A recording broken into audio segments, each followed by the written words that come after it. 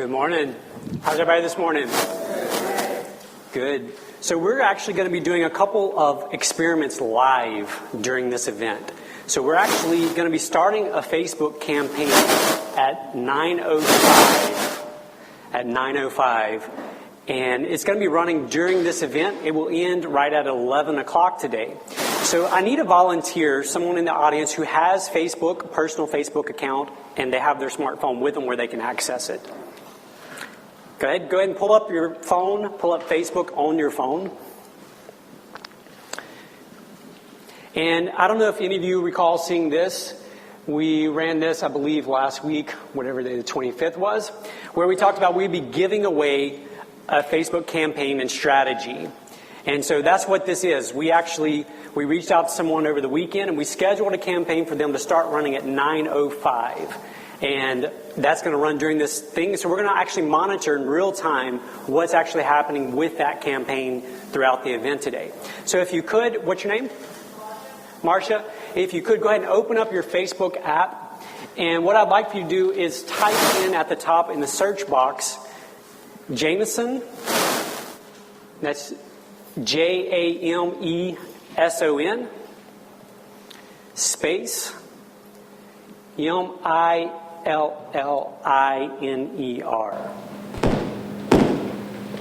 Okay. And you should see Miller's Fry. It should look like that. See that page?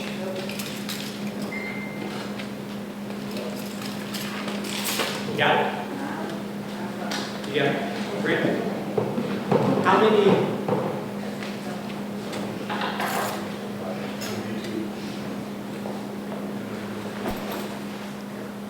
You got it on the last name there? It's N. Millen. I'm sorry. ER.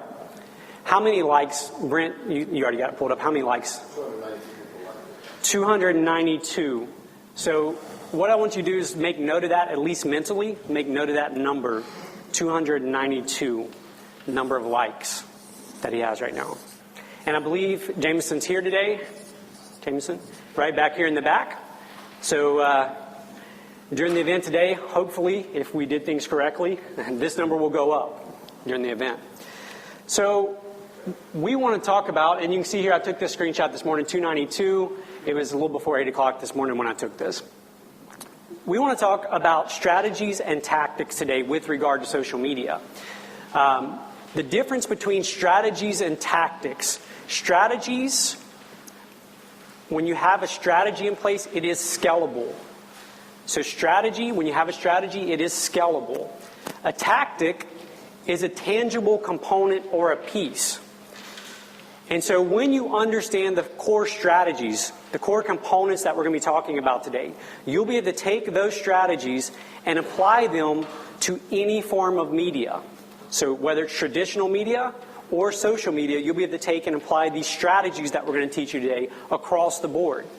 What happens, though, is when we come to these events, we think we want to learn the latest hack or the latest gimmick or the latest magic bullet that is going to greatly catapult my business, my success, my efforts online. The challenge with that is, unless we understand the strategies and what makes these pieces work, these tools work, we're going to fail. So how many of you have maybe jumped on a bandwagon and tried something that came down, something new that came down the pipe that you thought, this is going to be it. Once I learn this, I'm going to, greatly increase my success. How many of you have tried something like that? And what happens is we often end up falling short of our expectations. And the reason is more than likely the strategy behind it is incorrect. So today the structure is going to be roughly 90 minutes in total. The first half of that, so about 45 minutes, are going to be on strategies. What actually enables you to succeed using social media? And then the last half, we're going to dive into very specific tactics. We're actually going to walk you through step by step how we actually structure campaigns. This, according to Gary, is the most registered for event in BAS history. 156 people registered for the event. And the budget to promote this event in total was $410.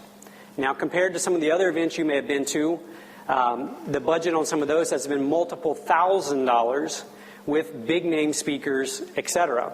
And so we're going to reveal to you exactly how we structured the campaigns that got you here today. What did we do? How did we set those up? But before we do that, what we'd like to do is ask a few questions. So if you have a personal Facebook page, raise your hand. Okay, everybody look around the room. Keep your hands up. Look around. Okay, hands down. How many of you have watched a YouTube video within the past 24 hours? Raise your hand. Okay, now look, I want you to look around. This is within 24 hours. You watched a YouTube video. Okay, if you've watched a YouTube video within the past month, raise your hand. Okay, that's pretty much everyone in the room. How many of you have heard of or used Twitter? Wow, more than I expected. Okay, how many of you use Pinterest? Okay. Instagram? Periscope? 3, 4, 5, 6. How many of you have heard of Periscope? A bit more? Okay. If time permits, we might actually do a live demonstration of what Periscope actually does and how you can use it in your business. I was very skeptical at first when I heard about Periscope, and I thought it was just going to be a fad. But the more I've kind of explored and examined it, the more excited I get about the possibilities of Periscope and what's coming. So, any questions? Let me start out by saying, what do you hope to get out of the event today? What is something that you hope to walk out of the door with today? Increase sales? Just a better knowledge of the changes with Facebook, because we've been on Facebook for a long time, and obviously for the last 18 to 24 months, with all the algorithm changes and things, so where you might have tons of fans or likes or people following your Facebook page, but you're seeing less and less interaction and response with the page. Okay, great. Yeah, how to offset that? Yeah, absolutely. Anybody else? What do you hope to... Marketing tool in general? Okay.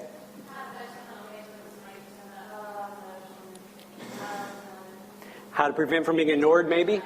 Yeah. Anybody else? Engagement? Okay. Any? Interest and educate. Very good.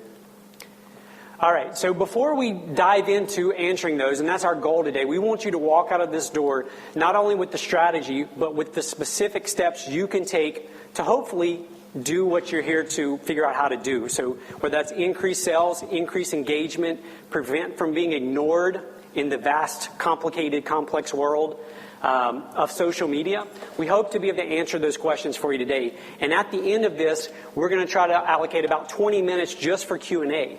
But as we go through the presentation today, if something's unclear or you would like maybe, I don't understand how I could apply that to my business, feel free to interrupt and ask. We'll be glad to kind of explain it in more detail and help you understand how you can use that. So has anybody in here heard of the gentleman named Dan Kennedy? Dan Kennedy. One person. Okay.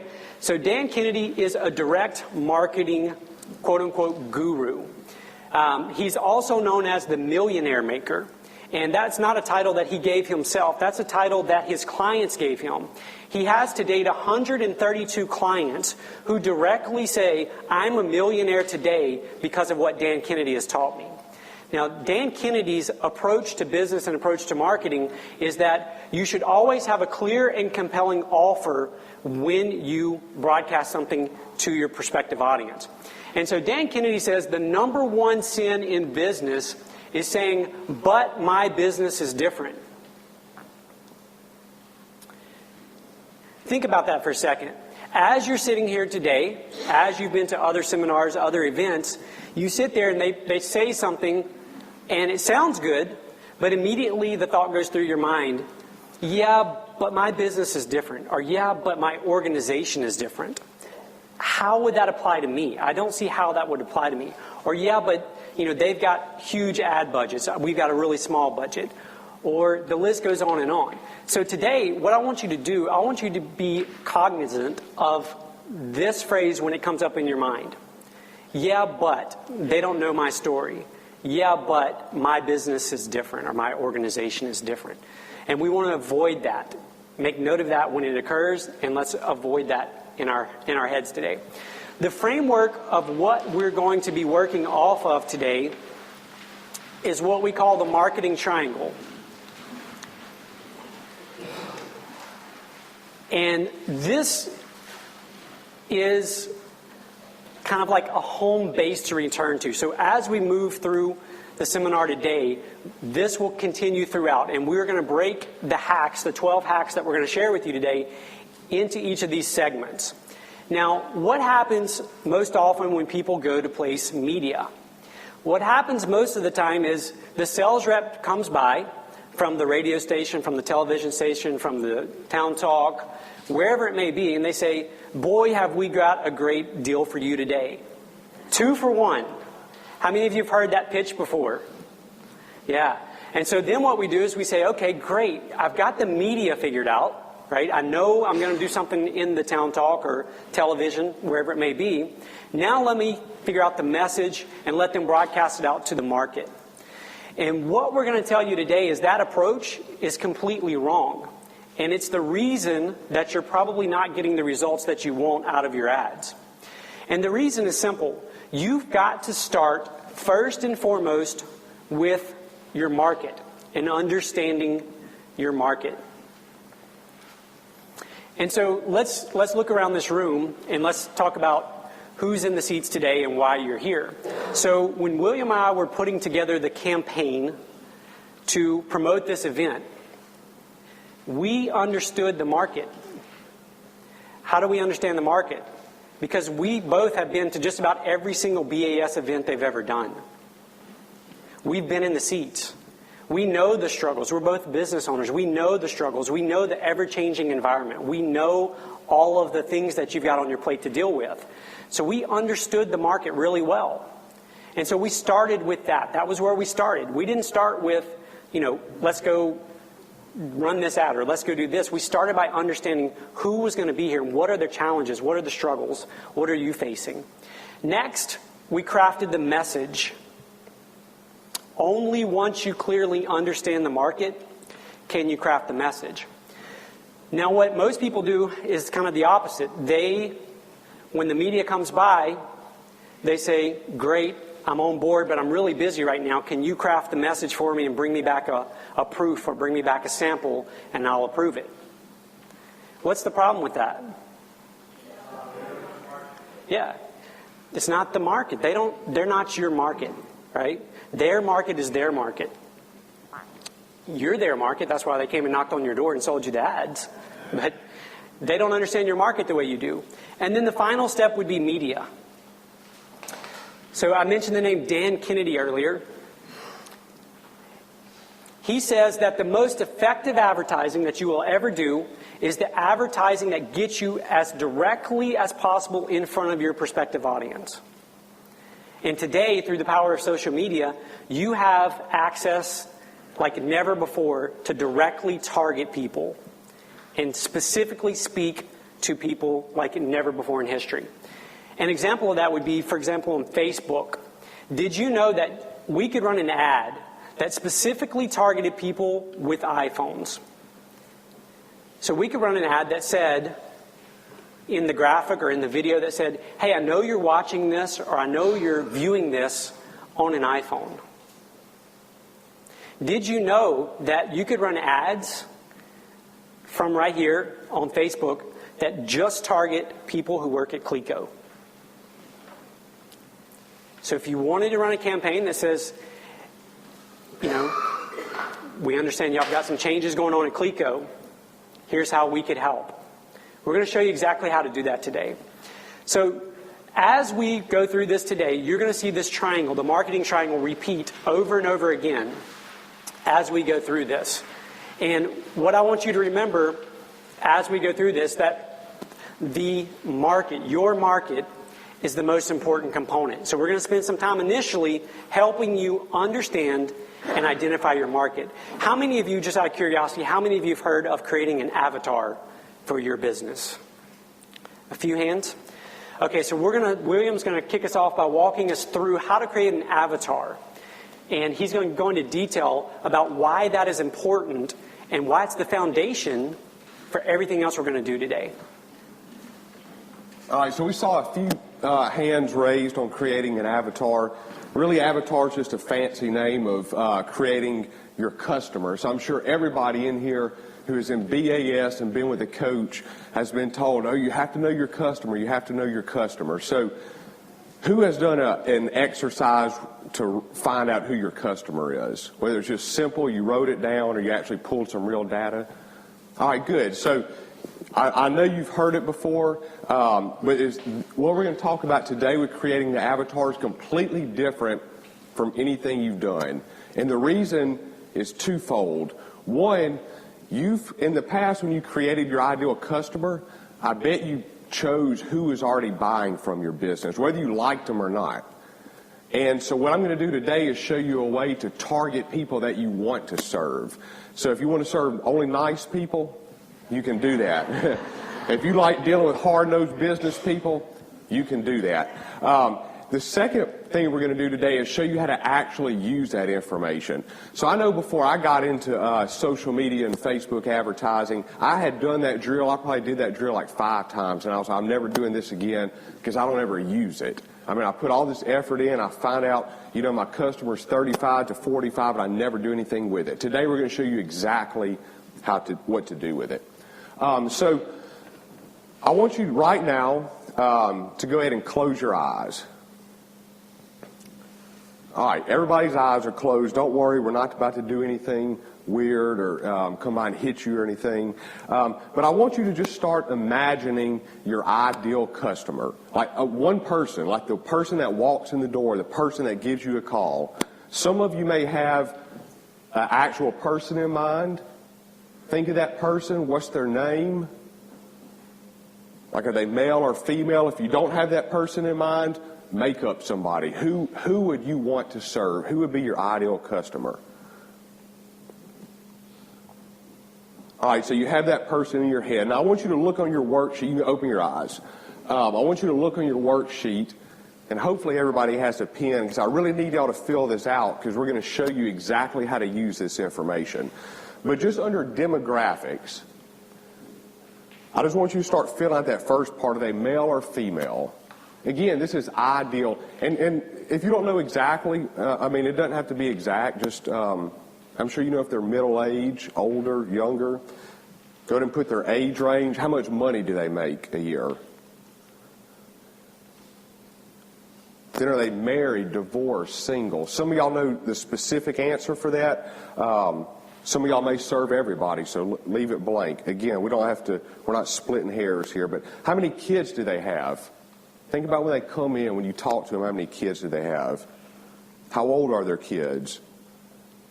In Facebook, you can target parents with kids a certain age. So if you're like we just had Elizabeth just put on the kids triathlon, you can run a Facebook ad that targets parents with kids from 10 to 13 years old. Do they rent their home? Where do they live? And what's their education level? All right, let's jump to interest. So what are their hobbies? If you own a running store, well, I bet there's a lot of people that like to bike there too. Or running would actually, be a hobby. If you have seasoning, Mexicajun seasoning, I bet they cook. And then the next line is, what do they read? So back to Mexicajun seasoning, I bet they read some cookbooks. And I bet there's a really well-known cookbook that you could specifically put down there. You could target the people that have bought that cookbook. And then finally, does their life situation dictate their interest? So we talked about Jamison Milliner Real Estate.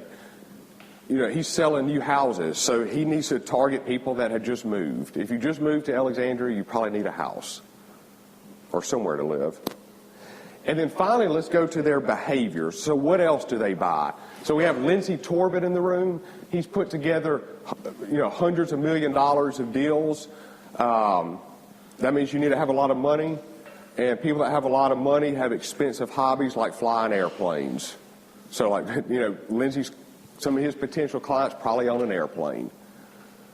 Where else do they shop? So we have some local sporting goods stores here that I bet if they buy fishing poles from your place, I bet they've gone to Bass Pro Shop. You can target people that shop at Bass Pro Shop. What type of car do they drive? And then finally, what is their job role? Are they a company owner? Are they a student?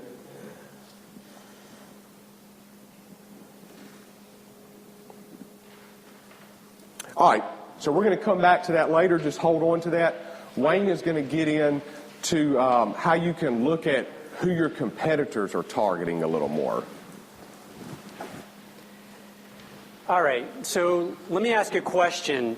How many of you in here believe that there are customers or potential customers in this room?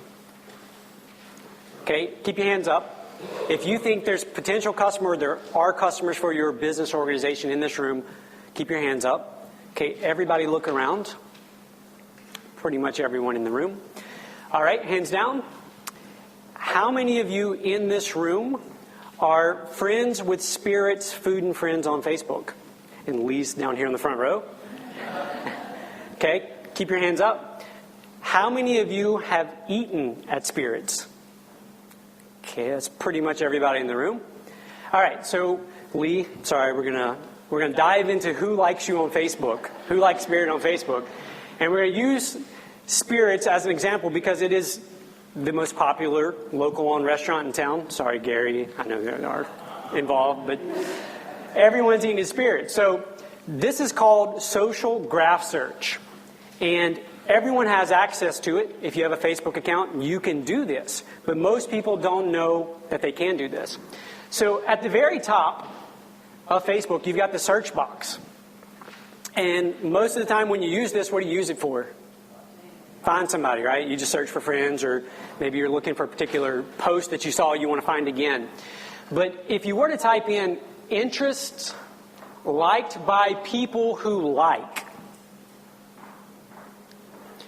interest liked by people who like Spirits, Food, and Friends, what you'll discover are all the interests of the people who like their page. Now, why would this be important? You can target based on what you know those people like. So earlier, everyone in here raised their hand saying that people in this room were either prospective clients or clients or customers for them. And then everybody raised their hand saying most of the people here have liked Spirit's page on Facebook. So what that should tell you is that you could go here and you could click down here on the bottom, see more, and really see all the interest. So that's one example. So if you're running a campaign on Facebook, you could then target people who like camping, who like hunting. Another one would be favorite interest of people over the age of X. So let's say that maybe your ideal client, your ideal customer, senior citizens. So you could adjust the age up here, and you notice the difference here in the interest from the first screen.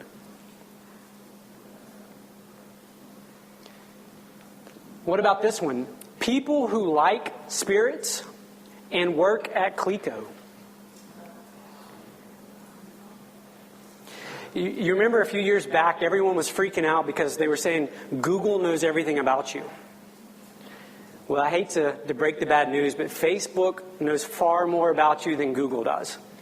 They know when you're going on vacation. They know where you're going on vacation.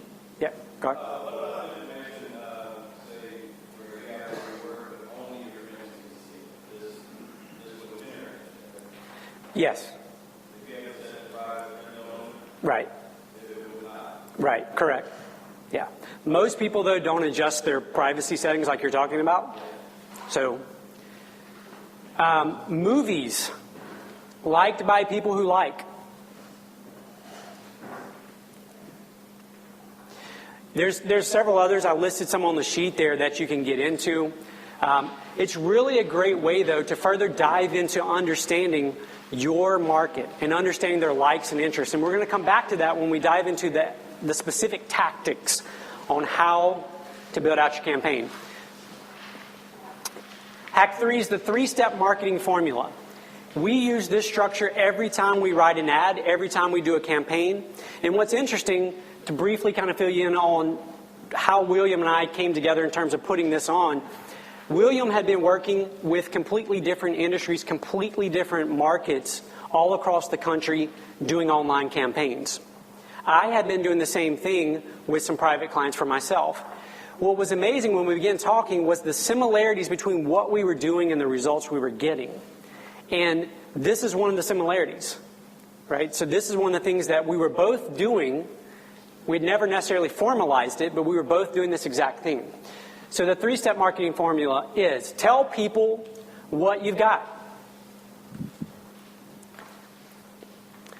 Seems obvious, but I'm sure you can remember or think of a few campaigns that you've seen, like maybe during the Super Bowl, where you have no clue what they've got. Like, what are they talking about? It's a funny commercial, but what do they sell? What do they do? Step 1, tell people what you got. Step 2, tell them what it'll do for them. Doesn't matter what you've got necessarily. What matters is what it will do for them. And William's going to dive into features and benefits in a minute. Step 3, tell them what to do next. Tell them what to do next. Which leads into hack number 4, which we call the command prompt.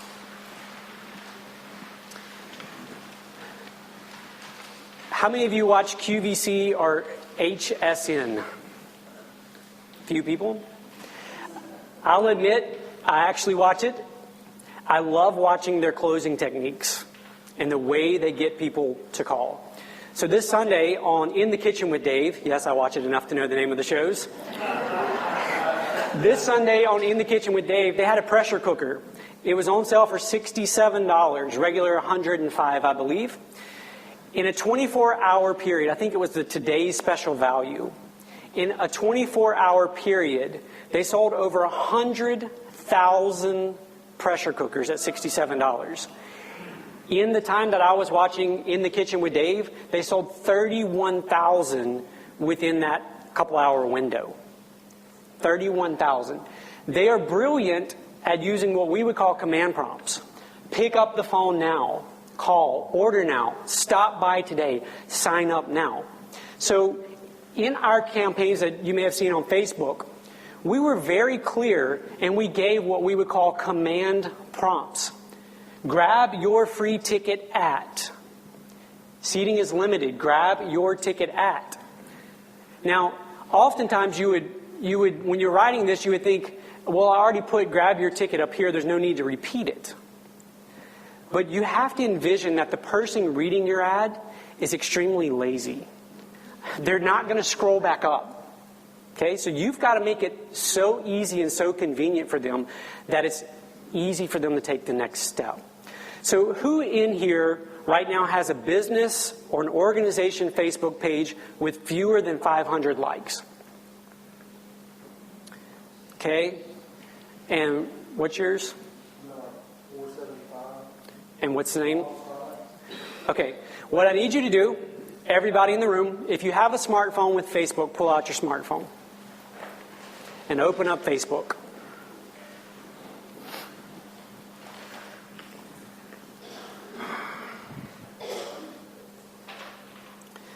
All right, in the top search box, what I need you to do next is type in Longs, Longs, preferred. Okay, long apostrophe S products.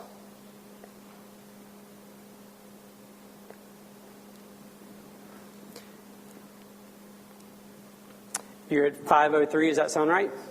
Okay, 503 likes as of right now. What I need you to do is you see the little thumb, also known as the like button. Everybody, I need you to click the like button.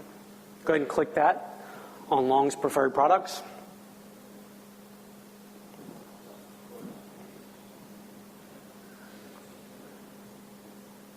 Okay, it'll take it a second to update, but pull down and refresh that.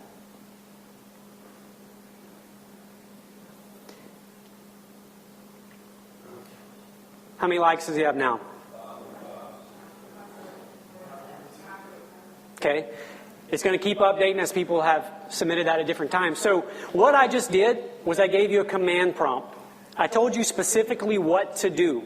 I said, pull out your phone, open up Facebook, here's what to search for, and here's what I want you to do next. It's really that simple when you dive into giving people commands and telling them what to do. Sadly, most of the time we forget this. We get so wrapped up in trying to figure out what do we want the ad to say, what do we want it to mean, what do we want people to feel, that we forget to tell them exactly what to do next. So, yeah.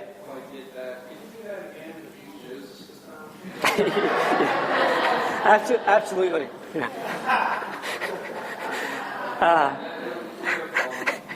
We'll come back to that in the Q&A. Thanks, Matt.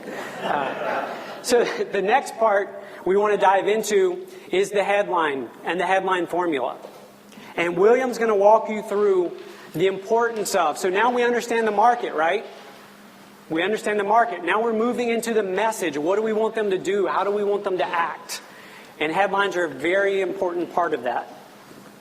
All right, I'm just curious, as a reminder, we're running this campaign right now for Jameson Milliner. How many likes do you think he's going to have by the end of this seminar? Oh, okay. Well, you're not supposed to have any hints on this question, but we're at like almost 400 right now. So thanks, Dustin. That kind of messed up my my thing. But anyway, you can interpolate it to figure out. But he's going to have a lot. All right. So headline formulas. So we have a few right here. Mississippi's literacy program shows improvement. And then there was a burglar in Oak Hill that got busted because somebody made a joke and he laughed. He was pretty hardcore. But headlines, the main purpose in a headline is to get you to continue reading, to read the very next sentence, and that's it. And so a lot of what we're talking about today is great for Facebook marketing, but you can use this for anything if you do run ads with the conventional method. This is something you can use for that, and then definitely on Facebook. So remember, a headline should always get the person to read the very next sentence. Has anybody read this book, Start With Why? All right, it's a very, very good book for anybody, not just in marketing, but in business. It's just a concept that just hits every aspect of business, marketing, sales. But the concept is you should always start with why when advertising or talking to a customer. So humans most of the time start with what. Like when we try to sell our products, we start telling them what. Like Annie has a traveling agency. I'm not saying she does this, but most of us would say she sells high-end traveling packages, like $10,000. So you come to her and you're like, oh, well, yeah, look, first you're going to go to Rome, and then we're going to put you on this boat, and it's going to go to so-and-so, and the flight's going to be this long, and it's going to cost this much. And you can have like these 3 excursions, and you're telling them what. But really what they want to know is why. They want to have an emotional connection. You're going to have a memorable trip that you'll never forget. This trip is something that nobody in the world, or very few people in the world, ever get to do. You're going to bring your family. You're going to be so much closer with your family after having experienced this. Like, that's a why. That's an emotional connection. And then you get into the what. So the headline should always convey the why. Matt with Joseph's Paint. I want to walk in. I want my living room to be stunning when I walk in. I want people to compliment it. I want people to want my living room. So everybody's heard of Dell Computers, and the way they marketed was they talked about what. They talked about what. We also call it features. So I don't know a whole lot about computers, but they talked about the processing speed, the size of it, how easy it was to use, the RAM, that sort of thing. They talked about the what. The company that talked about the why and who is leading the industry right now, does everybody know this? Or what company is this? Apple. I mean, they don't even have the name of it up there and you know what it is. Because they started with the why. They said if you want to be an innovator, if you want to make a change in this world, you use our stuff. And that's why they have the image that they do. So let's get into headlines and specifics. I want to give you some specific headlines and formulas that you can use when creating not just your Facebook ads, but any kind of ad. That first thing up there is supposed to be a bunch of people. It stands for social proof. So one type of headline, there's 3 categories of headlines. One is social proof, like everybody's doing it. The other one is a threat. Like if you don't do this, you're going to miss out on this. And then the last one is a gain. So try this and you're going to get this result. So let's actually look at some of these. I have 3 things, right? 3 templates right here for you. And my background is in engineering, so I love a template that I know is proven and works and I can just fill in. So social proof, the first one, how an impressive number got blank result in time period. So, like, let's just jumping back to JMO. It could be how 15 people sold their house in less than 45 days. And so when you're doing a headline, the reason I like that first one is because it conveys time. People want to know how long it's going to be. Yeah, 15 people sold a house in Alexandria, but what if it took them 5 years? Like, that's not impressive. You see social media ads like learn Spanish in by say if it said learn Spanish by practicing 1 hour a day every day for 10 years. You'll have the best Spanish in the world. Like, nobody wants that. They want to learn Spanish 5 minutes a day, and in a month they can speak it.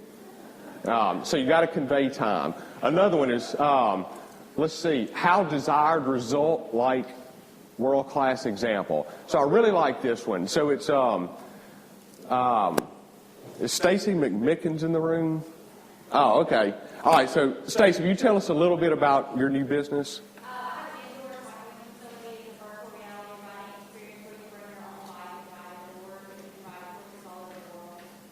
Yeah. And so, so how to bike like Lance Armstrong. But, I mean, and people like laugh, and that is because that's something that probably wouldn't work. I mean, if you're sitting there like how to bike like Lance Armstrong, that's like impossible. She's not going to be able to do that. So what I like doing is using a local world-class example. Like there's a guy named Tracy Martin that's from here. He's really good at biking. So it could be how to bike like Tracy Martin. Let's just jump to the next one. Threat. So this is threat and fear is the biggest seller. So people are much more in tune with what they're going to lose compared to with what they're going to get. If I told you you can your business can make $10,000 by coming to this event, all right, yeah, a lot of people will probably come. But what if I said, if you don't come to this event, your competitors will, and you're going to start losing $10,000 a month. A lot more people are going to come to that second one. So don't try blank without doing this first. So say if you own a gym, don't try that 30-day diet plan without trying out XYZ gym first. I like this next one, the ugly truth about blank. I like this one in using it for your industry. So say if you're an attorney and you're trying to sell your services, then say the ugly truth about attorneys. Because it's kind of people are like, why would they say that about themselves?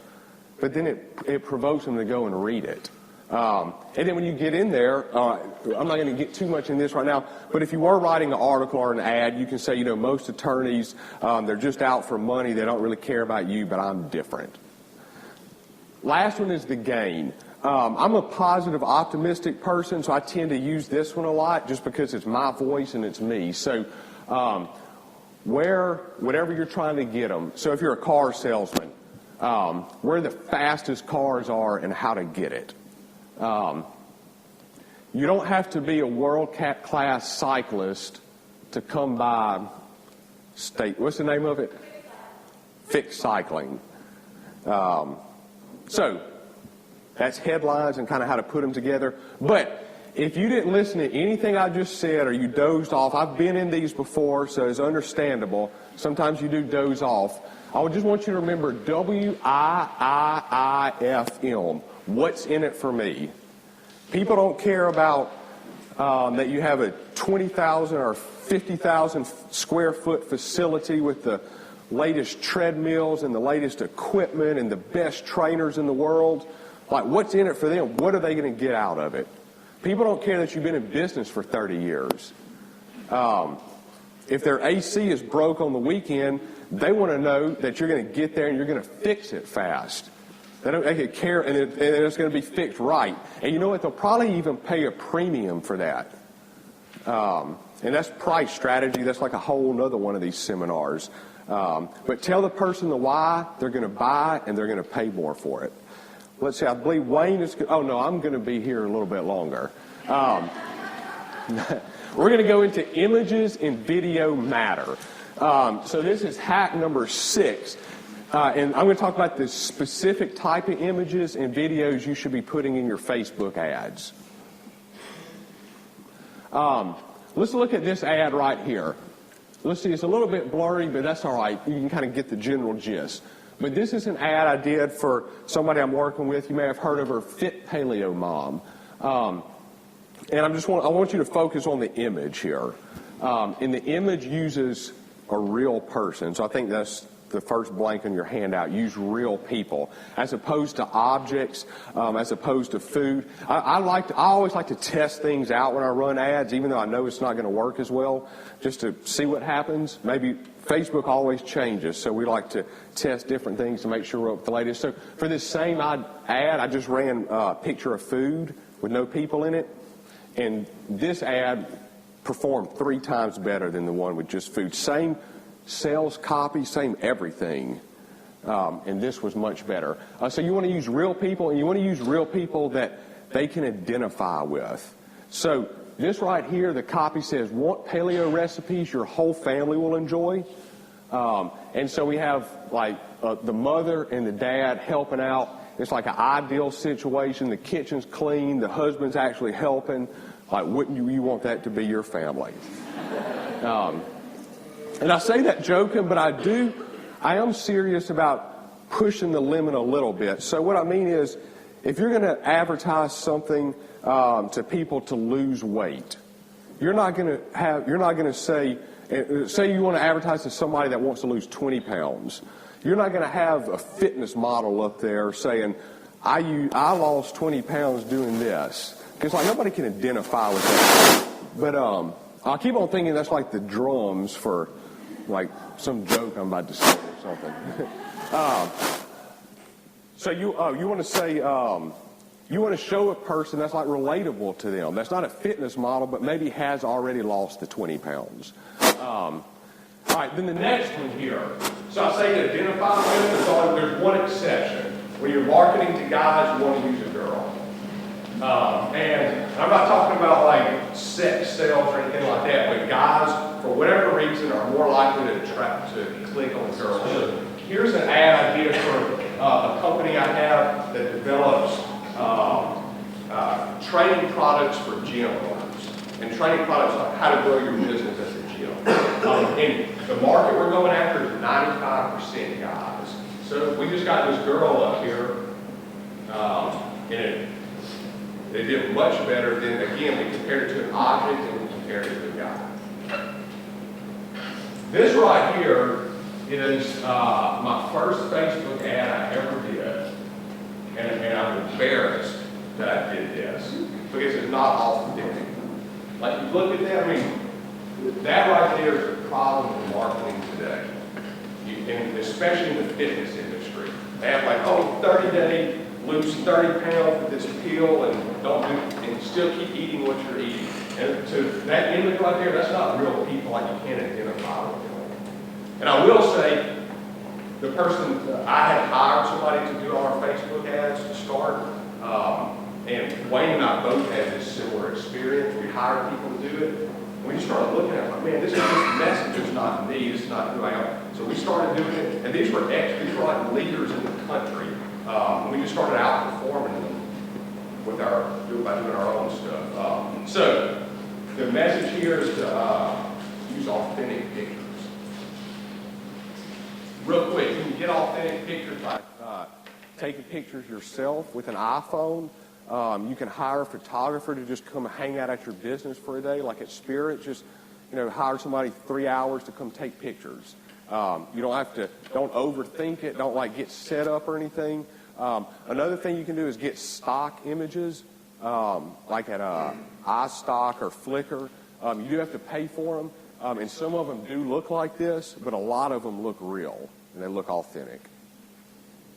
Videos, real quick.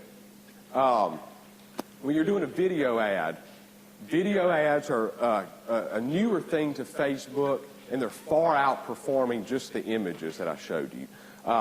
So this is a video ad we ran for this event. And the first thing you want to do in a video ad is get them to stop on their phone and watch the video. So, if you're scrolling through your phone and there's a video, it doesn't just automatically start playing and the sound doesn't just start playing. You have to stop, and then the video starts playing, but if you want to hear it, you have to click it.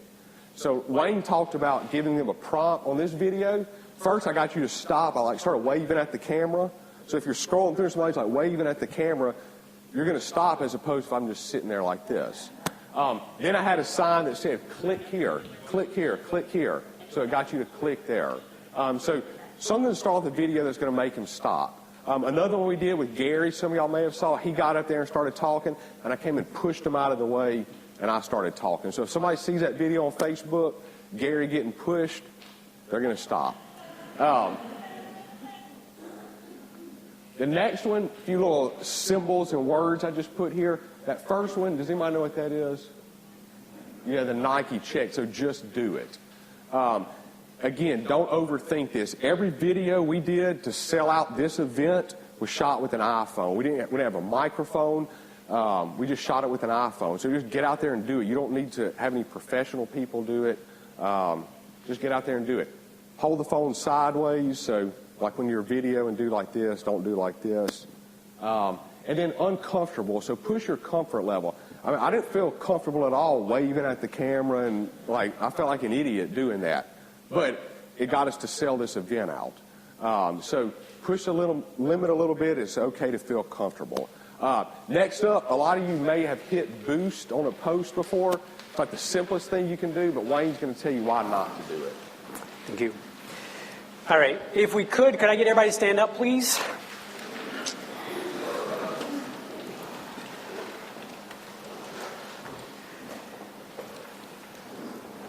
All right. If you've ever hit the boost button on your Facebook business page, raise your hand.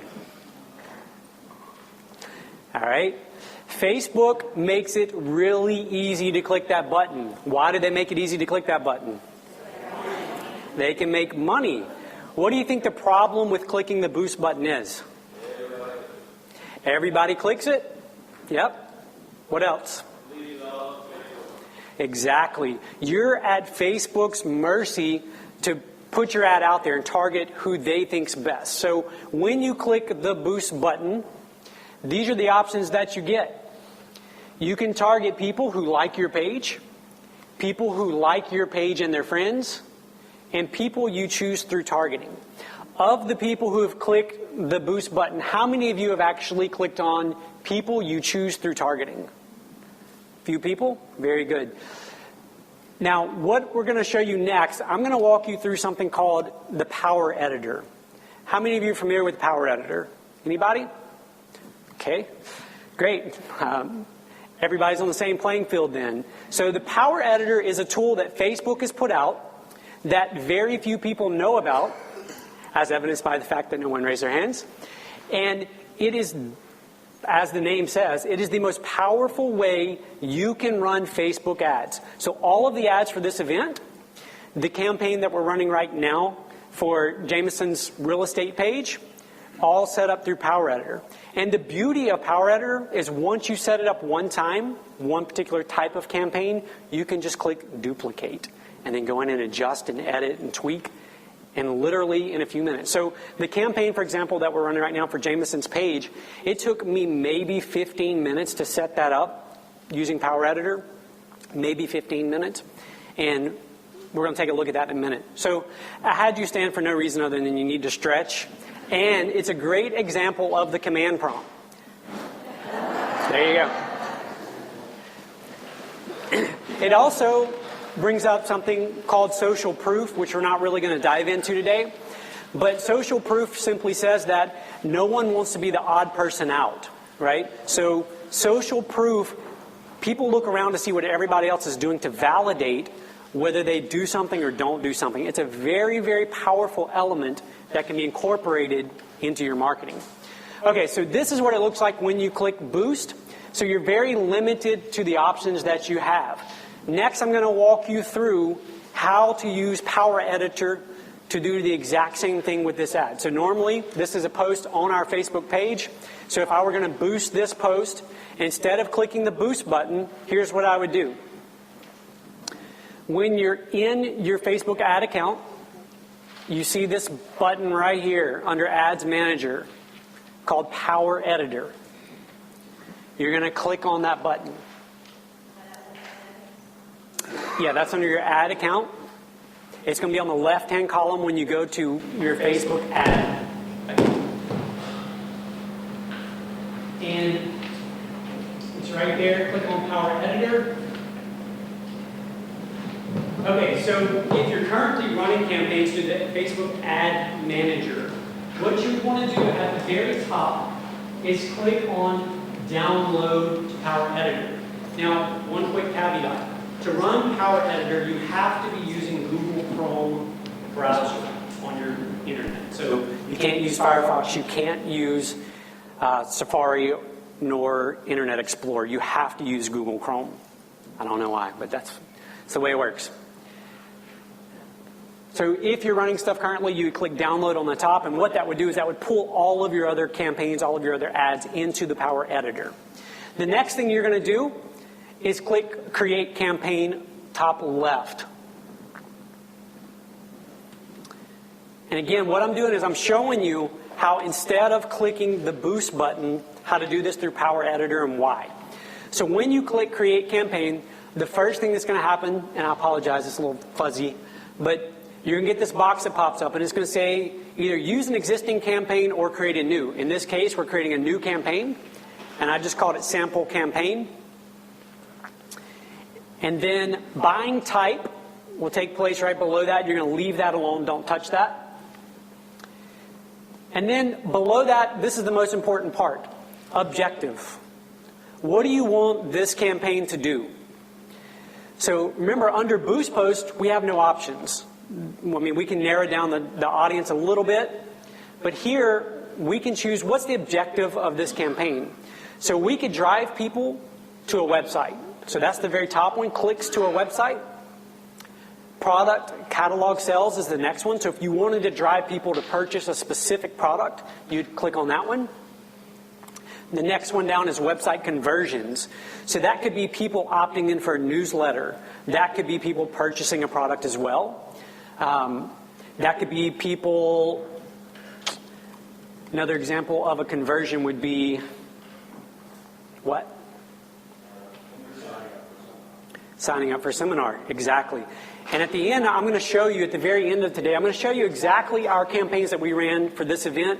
And I'm going to show you how we tracked conversions so we would know which ads were working and which ads weren't. You see, when you click Boost Post, all you can see are the likes, the shares, and the comments, right? And you can see the reach. What I'm going to show you how to do today when we're done, you're going to actually see how we knew exactly which ad resulted in the most of you signing up and actually getting a ticket for the event. So for this example, though, what we're going to do is, you'll see right below that one, web conversions, is post engagements, which that's the essential thing to click, the same thing as clicking Boost Post. Yeah. No. One per campaign. Yep, one objective per campaign is all you can run. Page likes is the one right below post engagement, and that's the one we're running on Jameson's page right now, page like campaign. Okay, so in this case, we clicked on post engagement, right? Because we're showing you how to do this instead of clicking Boost Post. Next, it's going to say, okay, enter an ad set name. In this case, you can name it whatever you want. The more specific, the better. And you'll see that whenever we pull up at the end the campaign we ran for this. And then the next one is the ad name itself. So when you think of running ads on Facebook, you have to think of these three things. You have the campaign, which is set by the objective. So what's the objective of the campaign? The next thing you have to do is create an ad set. So within an ad set, you can run multiple ads. And that's where William was talking about testing images. When you click the duplicate button, you can duplicate the ad over and just swap out the image. So then you can monitor and see exactly which one's generating the most results for you, depending on the campaign objective. And the last thing is the actual ad specific name itself. Okay, so when you click down there at the bottom of that last slide, when you click create, it's going to bring you over here. And this is the campaign details. Okay, so this is going to pop across the screen from the right-hand side. And it's going to have a place for you to set a budget or set a limit on the campaign. You don't want to use this. You don't want to set a limit here. I'm going to show you where to set that limit. If you set the limit here, the minimum limit's $100. And for a lot of what we do is we start with a much lower limit initially. So we'll run tests for $20 or $30, for example. How many of you have ever placed ads, bought media from someone where they said, look, we'll let you run $20 worth to see what kind of results you get, and then you can adjust as needed? Doesn't happen, right? Yes, Steve? Mm-hmm. You actually have more control. So in the boost, they give you 5, 10, 20, 15, whatever it may be. Here, you could do $1 a day. You could do, you have complete control over the budget here. I've never done this. This sounds moronic maybe, but is there, just to my regular Facebook page, can I get to this ad manager page? From your business page, you would be able to. Mm-hmm. Yeah. Yeah. And you go here and you do all of this. Yep. Yep. That's all right.